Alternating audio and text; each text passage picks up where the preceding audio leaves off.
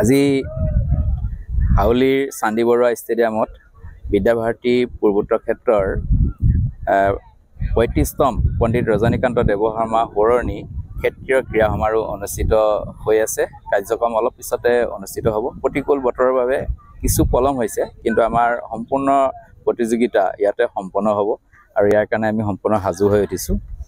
এই প্ৰতিযোগিতাত অসমৰ ৯টা দল আৰু অৰুণাচল প্ৰদেশৰ এটা দল আৰু দক্ষিণ অসম অৰ্থাৎ বৰাক ভেলী এটা টিমে আমাৰ ইয়াত অংশগ্ৰহণ কৰিছে। ছাত্ৰ ছাত্ৰী তথা এস্কৰ্ট টিচাৰ ধৰি 438 যোৱাকালি আহি আমাৰ মাজত পাইছেহি আৰু খেল পৰিচালক হিচাপে আমাৰ বৰপেটা আৰু অসমৰ সকলো অঞ্চলৰ নৰ্থ ইষ্টৰ সকলো অঞ্চলৰ মিলাই মুঠ 65জন খেল পৰিচালকে খেল পৰিচালনা কৰি এই প্ৰতিযোগিতা সফল ৰূপত সমাপ্ত কৰিবৰ কাৰণে ইতিমধ্যে সাজু হৈ উঠিছে। নৰ্থ ইষ্টৰ সকলো ৰাজ্য অলপ চিটুৱেশ্যনটো বেয়া হোৱাৰ কাৰণে উপস্থিত হ'ব নোৱাৰিলে। এনেই আমাৰ উত্তৰ অসম প্ৰান্তৰ বাদ দি দক্ষিণ অসম প্ৰান্ত আৰু অৰুণাচল প্ৰান্ত এই দুটাই ইয়াত আমাৰ জইন কৰিছে আমাৰ টিম প্ৰতিযোগিতাত। কি খেল ইয়াতে আমাৰ কেৱল এথলেটিক্স খেল হ'ব। এথলেটিক্স খেলৰ গ্ৰুপ হিচাপে আণ্ডাৰ-14 বয়জ গাৰ্লছ, আণ্ডাৰ-17 boys girls, under nineteen boys girls আৰু এথলেটিক্সৰ সকলোকেইটা প্ৰতিযোগিতা হ'ব। মানে 100 metre, 200 metre, 400 metre, 1500, 3000 metre walk, 5000 metre walk, এই সকলো খেল ইয়াত অনুষ্ঠিত হ'ব। Long jump, high jump, throw' সকলো আছে। হয়, আমি বৰপেটা ৰোড শংকৰদেৱ শিশু নিকেতন আৰু হাউলি শংকৰদেৱ শিশু নিকেতনৰ ব্যৱস্থাত আমাৰ এই ক্ষেত্ৰীয় ক্ৰীড়া প্ৰতিযোগিতা অনুষ্ঠিত হৈ আছে।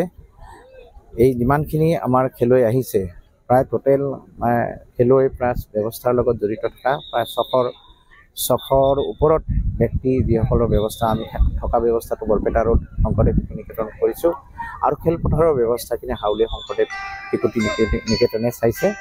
আৰু এই ক্ষেত্ৰত আমি যথেষ্ট সুখী যে হাউলি আৰু বৰপেটা ৰোড শংকৰদেৱ শিশু নিকেতনে একেলগে মিলি আমি এনেকুৱা ক্ষেত্ৰীয় ক্ৰীড়া প্ৰতিযোগিতা পূৰ্বোত্তৰ ক্ষেত্ৰৰ যি ক্ৰীড়া প্ৰতিযোগিতা এইখিনি অনুষ্ঠিত কৰিবলৈ আমি সক্ষম হৈছোঁ। ইয়াত বতৰে বিধি পথালি দিছে, তথাপিও আমি যিমান পাৰোঁ সিমান খেলুৱৈসকলক সুবিধা দিয়াৰ কাৰণে চেষ্টা কৰিছোঁ। যোৱাকালি ধুমুহা বতাহো গৈছে, তাৰ কাৰণে কিছু আমাৰ অসুবিধা হৈছে। গতিকে আমি যিমান পাৰোঁ এইখিনি যাতে খেলুৱৈসকলে যাতে ভাল খেল খেলিব পাৰে তেনেকুৱা আমি চেষ্টাত আছোঁ। কিছু কথা ইয়াত জড়িত হৈ থাকে, যেনে স্থানীয় ৰাইজৰ সহযোগ, চণ্ডী বৰুৱা যি ষ্টেডিয়ামৰ যি ক্ৰীড়া সন্থাৰ যি তত্ত্বাৱধায়ক সকলোৱে সভাপতি সম্পাদক ইত্যাদি সকলো হাউলি ৰাইজৰ সহায় সহযোগ পাইছোঁ। ক্ৰীড়া সন্থাৰ পৰা বিশেষকৈ মনোজ পাঠক ডাঙৰীয়া, জগদানন্দ তালুকদাৰ ডাঙৰীয়া, ধনঞ্জয় বৰ্মন, উৎপল দাস এইসকলৰ পৰা আমি যথেষ্ট সহযোগ পাইছোঁ। তেওঁলোকে আমাক পূৰ্বৰে পৰা আজি প্ৰায় এসপ্তাহ ধৰি তেওঁলোকে সহায় সহযোগ কৰি আছে। হাউলিবাসী ৰাইজে আমাক যথেষ্ট খেলপথাৰৰ ক্ষেত্ৰত যথেষ্টখিনি সহায় কৰিছে।